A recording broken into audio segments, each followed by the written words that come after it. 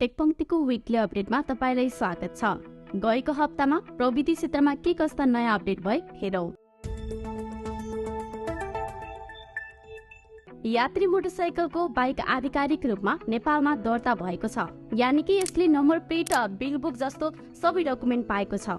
पहिला नेपालमै बनेको गाडी तथा सवारी साधनलाई नम्बर प्लेट दिने प्राप्त नभए पनि यो नियम हालसालै फेरिएको थियो र यसै अन्तर्गत यात्रीको बाइकले आधिकारिक रूपमा रजिस्टर गर्न मिल्ने भएको छ।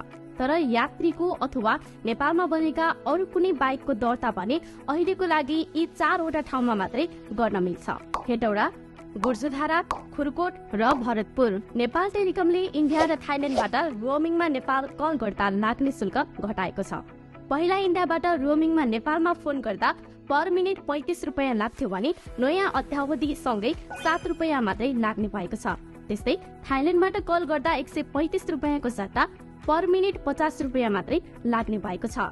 अब डिजिटल वालेट पनि एक आपसमा गाभिन सक्ने भएका छन्। नियामक निकाय नेपाल राष्ट्र बैंकले भुक्तानी तथा फर्स्ट विनियमावली 2077 मा पहिलो संशोधन गर्दै डिजिटल वालेट मर्ज हुने सुविधा ल्याएको हो। मेबीले आफ्नो 2 वटा इयरबड्स नेपाली बजारमा सार्वजनिक गरेको छ।